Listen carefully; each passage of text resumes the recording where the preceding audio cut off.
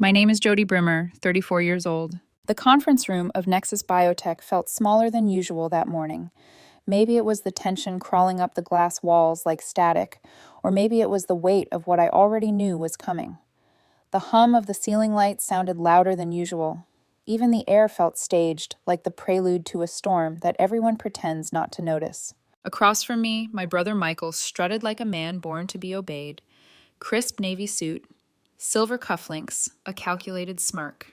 He had brought back up two lawyers, both polished and smug, and our father Thomas Brimmer sitting proudly at the head of the table. I should have known. If Michael was the golden boy, Dad was the sun that never stopped shining on him. Thanks for gathering everyone on such short notice. Michael began, his smile as sharp as glass. I only nodded, glancing around the table. My board members, loyal, nervous, confused, looked at me as if silently asking for reassurance. They'd followed me for 5 long years, believing in my dream, when Nexus was nothing but sketches and sleepless nights. Now they could sense it, something wasn't right. Michael straightened his tie. As you all know, Vertex Pharmaceuticals has been acquiring promising biotech startups. What you don't know, he paused, savoring the moment, is that I've just been appointed their new director of acquisitions. My stomach twisted. There it was, his move. I watched him hand folders to his lawyers, who began distributing them like invitations to a funeral. I've reviewed Nexus's financials, Michael continued smoothly. While the research is interesting, your company lacks the capital to reach production. Capital Vertex can provide. I caught Dr. Sarah Martinez, my head of research, shifting uncomfortably beside me. She spoke up. We're actually close to phase A1 trials. Within months. Michael waved her off like an annoying fly. Let's be realistic. Jody's little startup needs adult supervision now. The condescension stung, but I didn't react. I'd heard that tone my entire life when I chose molecular biology instead of business school, when I poured my inheritance into lab equipment instead of buying a downtown condo when I missed his wedding to finalize our first successful trial. The taller lawyer cleared his throat. The offer is generous. Vertex will absorb all current staff and research. Dr. Brimmer will receive a comfortable consulting position. I let the words hang in the air for a beat too long. Of course, I echoed softly. Michael's grin widened. Your little startup is mine now, sis. But don't worry, I'll take good care of your science project. Something flickered in me, not anger exactly. A colder thing, a realization. He thought I hadn't seen this coming. The lawyer opened the folder dramatically. If you'll just sign, silence. Then the silence changed. It thickened. The lawyer's eyes darted over the papers, his expression collapsing. There must be some mistake, he murmured. Is there? I asked, calmly leaning back in my chair. These patents, he stammered, flipping through the pages. They're all registered to Jody Brimmer personally. Not to Nexus Biotech, I finished for him. To me. The room erupted in whispers. Michael's face drained of color. That's impossible. The company licenses those patents from you. It does, I said smoothly. A detail you might have noticed if you'd done proper due diligence. Instead, you assumed your little sister was too naive to protect herself. I rose slowly, the scrape of my chair echoing through the glass room. Every breakthrough, every formula, every strand of data that makes our delivery system revolutionary, I own it. Personally. The agreement was filed 3 years ago. Dad, Michael snapped, turning to our father. Did you know about this? Dad looked suddenly smaller, older. I never checked. You said you had reviewed everything. Oh, he reviewed what he wanted to see, I said, my tone low but steady. Just like he always has. The clock on the wall ticked 1 second, then another, each louder than the last. While they were busy underestimating me, I'd been building safeguards. I turned toward the board members. Given this attempted hostile takeover, I moved to suspend this meeting. We'll reconvene once our legal team has reviewed Mr. Brimmer's proposal. Chairs scraped back. Papers shuffled. The board members filed out swiftly, people who knew when to leave a battlefield. You can't do this, Michael hissed, his voice cracking. Vertex has already announced the acquisition. I smiled properly for the first time that day.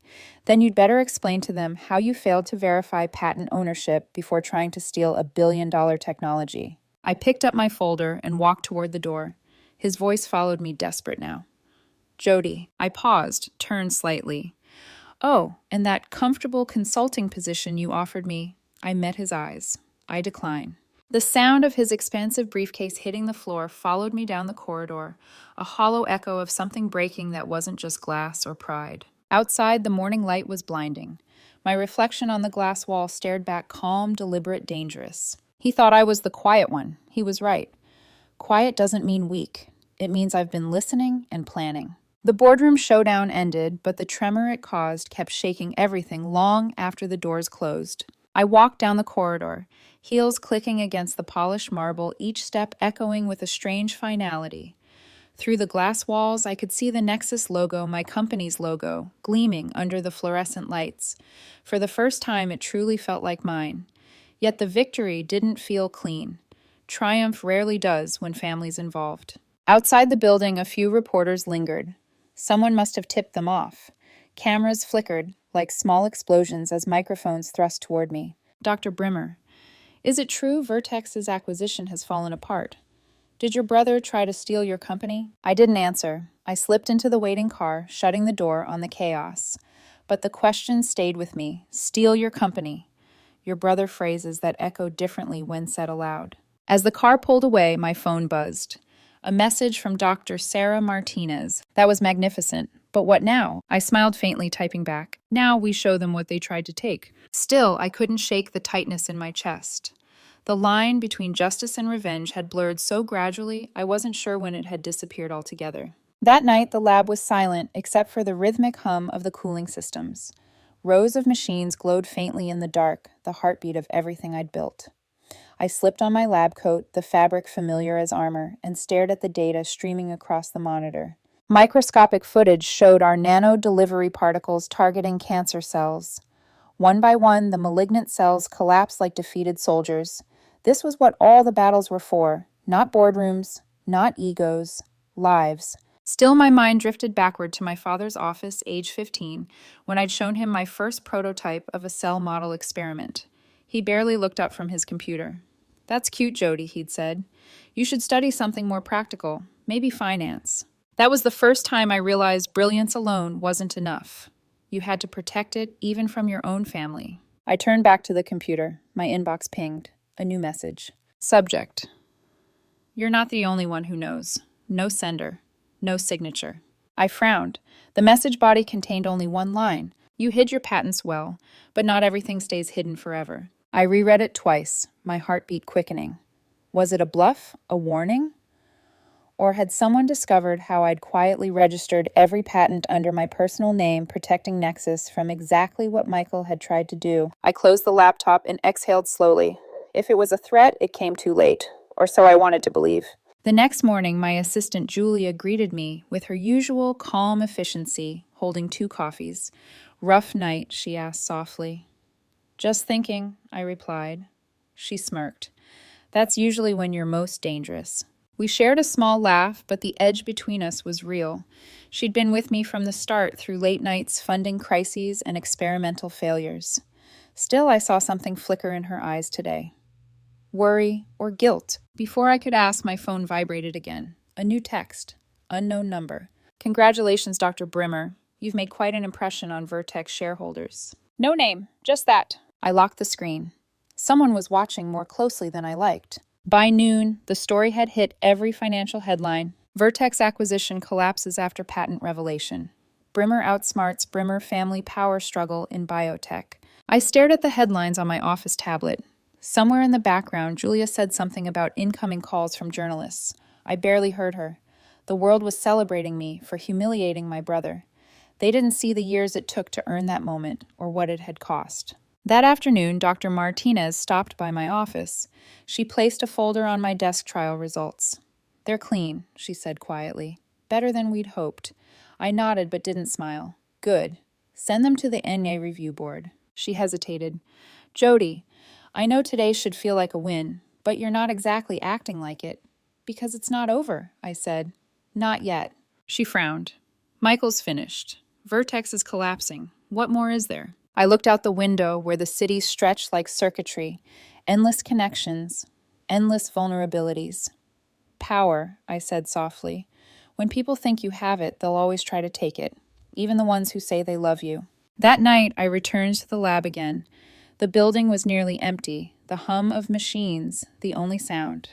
I stood in front of the microscope staring into the lens until my reflection blurred with the field of dying cancer cells. My reflection whispered back, "You wanted independence. You got it." Independence felt heavy, like standing alone on the peak of something no one else could understand. The security lights dimmed automatically, bathing the lab in a low, bluish glow. My computer chimed again, another email from the same anonymous sender. "Don't worry, I'm on your side. For now." I froze. The cursor blinked at the end of the sentence like a heartbeat. Whoever they were, they knew too much, not just about my patents, but about me. I stared at the screen until the message faded into the background light of the monitors. Then slowly I typed a single reply. "Who are you?" No response. The silence in the lab deepened heavy, almost watchful. I turned off the lights and walked out, my reflection following me down the corridor like a ghost of everything I'd tried to leave behind. Tomorrow I promised myself I'd confront my father. It was time to end this story, or at least take control of who wrote the next chapter. When I arrived at the lab the next morning, Julia was already waiting by the glass doors. "Your father's here," she said softly. "He's been standing in reception since 7. I glanced at the clock. It was barely 8. Typical Thomas Brimmer, punctual when guilt became inconvenient. He was standing by the entrance, still in his tailored suit, but somehow smaller now. The proud investor, the man who used to command boardrooms with nothing but a handshake, looked like someone who hadn't slept. "Jody," he said. No greeting, no warmth. Just my name spoken like a sigh. "Dad." I kept my tone level. "You came early. I needed to see you before things escalate further." He followed me into the lab, his eyes darting over the machines, the glowing monitors, the whiteboards full of equations he could never understand. I never realized how advanced this place had become. "That's because you never cared to look." He flinched at that, though I hadn't meant it cruelly. I was just tired of protecting him from the truth. "I spoke with Michael," he said after a long pause. "He's devastated. Vertex's stock dropped overnight. They're demanding his resignation." I adjusted the microscope lens without looking up. Not my problem. He sighed. "Jody, please. He's your brother. Whatever happened in that room." "What happened," I interrupted, "is that he tried to steal everything I built. And he failed." He pressed his lips together, the same gesture he used when board members defied him. "You could show mercy." Mercy. I turned to face him. Where was that mercy when I needed funding? When you called my work a science project. When you told investors I was just helping out your son's company. His eyes softened. "I underestimated you. Everyone did." I gestured toward the microscope. "Do you know what this is?" He shook his head. "This," I said, sliding the glass plate under the lens, "is the future of oncology. Nanoparticles programmed to seek and destroy cancer cells without touching healthy tissue." He leaned in, staring through the lens as if trying to make sense of what he saw. "And it works." "It's working," I said quietly. 94% efficacy, no side effects." He looked up, his voice almost a whisper. "That's impossible." "No," I corrected, "that's science. The same science you and Michael were too busy mocking to notice." He stepped back, glancing at the glowing data on the monitor. "The world's going to change because of this." "Yes," I said, "and it won't be yours to claim." He hesitated before reaching into his briefcase and pulling out a sleek black folder. "Michael asked me to give you this." I didn't take it. "Another offer, triple the original value. Vertex still wants to partner with you. You could be richer than—" I took the folder, then smiled faintly and fed it directly into the lab's paper shredder. The grinding noise filled the silence between us. "Tell Michael he can keep his money," I said. "I have something better. I have results." He didn't leave right away. He just stood there watching the shredded papers fall like dark snowflakes into the bin. "Jody," he said quietly, "I wasn't always proud of you. That's my failure, not yours." The words caught me off guard. I froze, the professional mask slipping for just a heartbeat. He stepped closer. "Your mother's been worried sick. She says you barely sleep. You think revenge feels like victory, but it doesn't. It leaves a hole you'll never fill." I turned away. "Then maybe it's a hole I earned." He lingered another moment, then sighed. "You're more like me than you want to admit." That made me laugh softly, bitterly. "No, Dad. You build empires for power. I build to save lives. The difference matters." He nodded once, then quietly left the lab. The glass doors hissed shut behind him, sealing the air back into stillness. A minute later, Julia returned with a file. Dr. Martinez sent the finalized trial report. She also said the NIA wants a video call this afternoon. I nodded absently, still staring at the shredded folder. "Are you okay?" Julia asked carefully. "I'm fine," I lied. When she left, I turned back to my workstation, bringing up the live security feed from last night. The lab's server had flagged something unusual, a file transfer request around 2:17 a.m. The system denied access, but whoever tried had used administrator clearance. My clearance. A chill crawled up my spine. Only two people besides me had that level of access, Julia and Dr. Martinez. I opened the security footage. A figure in a lab coat face, obscured by the camera's glare, standing at my computer terminal. A USB drive glinted briefly before the feed cut to static. Someone had copied something. I replayed the footage 3 times, then sat down, fingers steepled. The anonymous emails. The insider knowledge. It wasn't paranoia, it was proof. But who? Dr. Martinez had been loyal for years. Julia, too. Maybe too loyal. I leaned back, the hum of the machines filling the silence like a question. This wasn't over, not even close. Because if someone inside Nexus was betraying me, then Michael wasn't the only one who'd underestimated the quiet one. The storm broke a week later, not outside but inside every screen, every headline, every whispered conversation in the biotech world. NIA's official statement dropped at dawn. Dr. Jody Brimmer's nanotech treatment demonstrates a 94% success rate and will enter fast-track approval for human use within 6 months. By noon, the world had decided I was a genius. By sunset, it decided I was dangerous. Reporters camped outside the Nexus gates. Stock prices soared, then plummeted, then soared. Again, the chaotic rhythm of a world realizing it had just met its next disruptor. I should have been celebrating. Instead, I was at my desk, staring at a single line of code, blinking on my encrypted server, access override detected. Someone had tried to break into my research again, and this time they almost succeeded. Jody. Dr. Martinez's voice pulled me back. She stepped into the office, her expression caught between pride and unease. We did it, she said softly, placing a folder on the table. These are the final numbers. They're unbelievable. They're real, I corrected, scanning the graphs. That's what scares them. She hesitated, watching me closely. You haven't slept. Sleep's for people who can afford to be predictable. She gave a weary smile. Still the same Jody. Always 10 steps ahead. Not always, I murmured. My mind flicked back to the security footage, the shadow in the lab, the unauthorized access. Sarah, I said carefully, have you noticed any unusual activity around the servers? She froze for half a second, just enough for me to notice. Why? Because someone's trying to get inside our system. Someone who knows the encryption protocols. Her gaze flickered away. Maybe it's a false flag. Competitors try that all the time. Maybe, I said. But whoever it is, they knew my clearance code. The air between us thickened. She looked at me, then down at the folder in her hands. Jody, we've been through a lot together. I know I interrupted, forcing a calm I didn't feel. That's why I'm asking. She exhaled, the tension breaking slightly. You don't trust anyone, do you? Trust got me nearly bought out by my own brother, I said. So no, not really. She left without another word. The silence she left behind felt heavier than the confrontation itself. That evening, I stood in front of the press conference podium at the National Institutes of Health. Camera flashes strobed like lightning. This isn't just a treatment, I told the sea of microphones. It's a redefinition of what medicine can be. Behind me, a large screen displayed live imaging of my nanotech particles, destroying cancer cells in real time, a slow, mesmerizing dance of death and renewal. Questions erupted the moment I stepped down. Dr. Brimmer, how does it feel to be the youngest scientist nominated for the Nobel Prize? Will Nexus remain independent? Any response to Vertex's bankruptcy filing? I answered each with measured calm, the same tone I used when dealing with unstable chemicals. But the last question caught me off guard. Dr. Brimmer, there are claims that your research timeline is too fast. Some sources say you might have received outside assistance. Any comment? For a moment, the world seemed to slow. Who had fed them that? I smiled faintly for the cameras. Innovation doesn't follow a schedule, I said. It follows obsession. The room erupted in applause, but my pulse didn't slow, because that phrase outside assistance wasn't random. It was a message. Someone wanted me to know they were close. Later that night, back in my lab, Julia entered quietly holding a cup of tea. I thought you might need this, she said. Thanks. She hesitated by the door. You looked different on TV.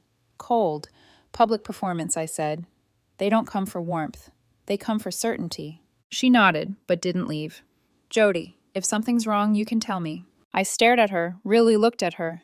Loyal Julia, always early, always silent. The kind of person people forget is even in the room. Maybe that was why she could move so freely. Everything's fine, I said finally. Go home, get some rest. When she left, I locked the lab and pulled up the access logs again. The breach attempt's origin point wasn't external. This time, it was internal, traced to a workstation registered under S. Martinez. I sat there for a long time staring at the glowing name. Sarah. The woman who'd stood by me for 5 years. The one person I trusted to keep my secrets. Why? Was it the pressure? The money? The recognition? My inbox pinged, a new message from an unknown sender. You can expose her, or you can protect your miracle. You can't do both. I closed my eyes, the weight of the choice pressing down on me. Expose her, and the scandal could stall our FDA approval. Patients would die waiting. Protect her, and I'd be condoning betrayal. For the first time in months, I didn't know what the right answer was. I opened a new file and began typing an encrypted note to myself, a confession of sorts, in case everything fell apart. Science survives betrayal. People don't. I saved the file, shut off the monitors, and let the darkness swallow the room. The revolution had begun, and it wasn't just biological. It was personal. The press coverage had shifted from awe to obsession. Every news outlet wanted a piece of me.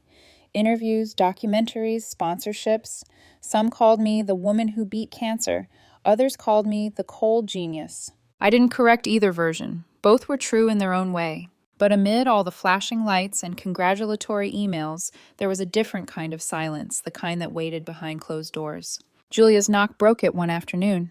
She's here, she said quietly. Who? I asked, not looking up from the screen. Your mother. She's been sitting in reception since morning. I hesitated, hand frozen above the keyboard.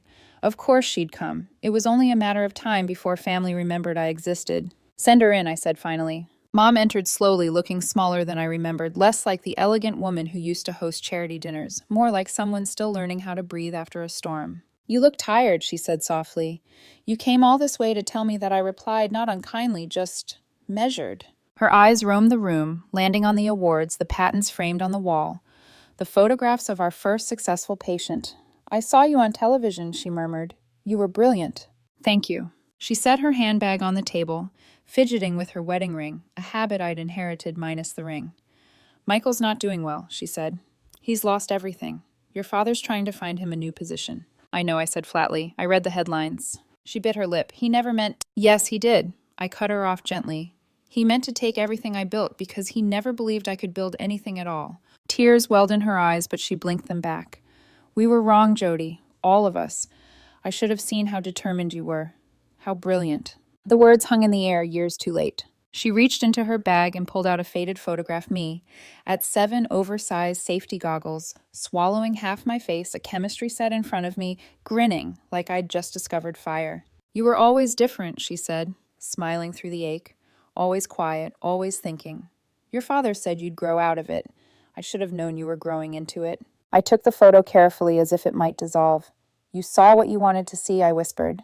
A quiet girl who needed to be more like her ambitious brother. She reached for my hand, hesitated. And now that you've proved us wrong, what do you want, Jody Revenge? I looked past her toward the window where the new Nexus campus was being built, cranes rising like iron flowers against the skyline. No, I said. I want freedom and peace, if that's still possible. She nodded slowly. If you ever want to talk, really talk, I'll be here. I softened just slightly. If you're genuinely interested in understanding my work, the lab tours are on Thursdays. Her lips trembled into a small, understanding smile. Then I'll see you Thursday. When she left, I held the photo a moment longer before slipping it into the drawer of my desk. The child in that picture had no idea how lonely Victory would feel. That night alone in the lab, my phone buzzed with new messages. Michael, you ruined me. Happy now. I stared at it for a moment, then typed back. I didn't ruin you. Your arrogance did. But when we cure cancer, I'll make sure you get a discount. Seconds later, the message showed red. No reply came. The hum of the machine surrounded me again, low and steady like a heartbeat. For years, that sound had meant progress, safety, purpose. Tonight, it sounded like isolation. At 1 a.m., I pulled up the system logs again, another breach attempt. This time traced directly to a remote IP registered under Vertex's corporate network. Michael. I felt something icy settle in my chest. He was still trying. even now stripped of everything he was clawing for, what wasn't his. Of course, I whispered. Of course you couldn't stop. For a moment, I considered alerting the authorities, but instead I did something colder. I let the breach run, just long enough for the system to mark the intruder. When the trace completed, I smiled faintly. Got you. I closed the laptop and leaned back, eyes stinging from fatigue. Through the lab window, dawn was just starting to paint the city gold. I wondered what it might feel like to wake up one morning without fighting anyone, without proving anything. But maybe people like me didn't get that luxury. Maybe the quiet ones were never meant to rest. 6 months later, the air in Stockholm was colder than I'd ever imagined. The kind of cold that bites through silk and memory alike. I stood backstage at the Nobel Prize ceremony, the weight of the medal, not yet around my neck, but already pressing against my chest. My reflection in the mirror was almost unfamiliar. The neat bun, the tailored gown, the face the media had turned into a myth. Out there, hundreds of people waited for me to step into the light. Scientists, politicians, even my family. Dr. Brimmer, a stage assistant, whispered, "You're next." I nodded, breathing once, twice, the way I always did before entering a lab full of volatile compounds. The hall fell silent when I walked out. Camera flashes erupted like stars being born. I stood before the microphone, hands, steady voice, calm. This award, I began, does not belong to one person. It belongs to every patient who believed when science told them to wait. It belongs to the sleepless researchers who kept pushing when failure was easier. And it belongs to the quiet ones, the ones who are underestimated, overlooked, dismissed. A pause. The crowd leaned in. Because sometimes I continued. The quiet ones are not silent because they have nothing to say.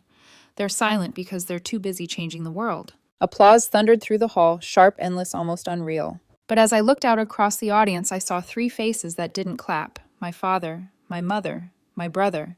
Dad's eyes glistened, pride, guilt, something in between. Mom smiled, faintly hands, trembling in her lap. And Michael. He just watched, expression unreadable. I held his gaze for one heartbeat longer, then turned away. That night, back in my suite, overlooking the frozen city, the medal lay on the desk beside an unopened letter from the Nobel Committee, a ceremonial keepsake. I didn't need to read it. Validation had stopped meaning something months ago. Instead, I powered up my laptop. The familiar hum of my secure system filled the room. On screen, the nanotech trial results glowed clean, verified, life-saving. Then another notification appeared. Incoming encrypted message. Same signatureless address. Congratulations, doctor. You changed the world. Ready to change it again. Or should I release what I took? The cursor blinked beneath the threat patient and pulsing. So it hadn't ended with Michael. Someone else had stepped into his shadow. Someone who knew exactly what had been stolen from my lab that night. I stared at the screen, feeling neither fear nor anger this time, just clarity. "Let's see what you think you know," I whispered. The next morning, I boarded a flight back to Washington. The world saw a woman returning home victorious. But in my mind, the work had already restarted. Back at Nexus's new research campus, journalists swarmed outside the gates, but I ignored them. The building was vast, glass steel and light, a reflection of everything I'd fought for. Dr. Martinez was waiting in the lobby, expression uncertain. "Jody," she said, voice cracking slightly. "I didn't leak your data for money. I did it because I thought the project was dying. The pressure was—" "I know," I interrupted gently. "I read the internal logs. You didn't take the files. Someone else did." Her eyes widened. "Then who?" "I'll find out." For a long moment, neither of us spoke. Then I handed her a tablet with new research parameters. "Start assembling a new team. Alzheimer's trials. Phase 0. Her relief was immediate, though she didn't smile. "You're not going to rest, are you?" I glanced toward the glass wall where sunlight spilled across the lab benches. Rest is for people finished changing the world. By nightfall, I was alone again, walking through the empty corridors of the lab. Outside, the city buzzed with the noise of celebration of headlines of lives I'd changed. Inside, I stood before the same microscope where it had all begun. On the slide were the next generation of nanoparticles, smaller, faster, smarter. My phone buzzed once more, a final message, this time from Michael. "Congratulations. You were right all along. Dad says you've changed everything." "I'm sorry I didn't see it sooner." I typed back slowly. "Thank you. Take care of yourself, Michael." For the first time, there was no bitterness in the words, just truth. I looked up at my reflection in the lab window, the Nobel laureate, the CEO, the girl who had once been told her dreams were a hobby. All of it, and yet none of it mattered as much as what came next. Because this was never about revenge or proving people wrong. It was about proving what's possible when you stop listening to doubt, even your own, and start listening to the quiet voice inside that says, keep going. The same voice that once whispered to a 7-year-old girl in safety goggles, discover, create, revolutionize. And I was still listening.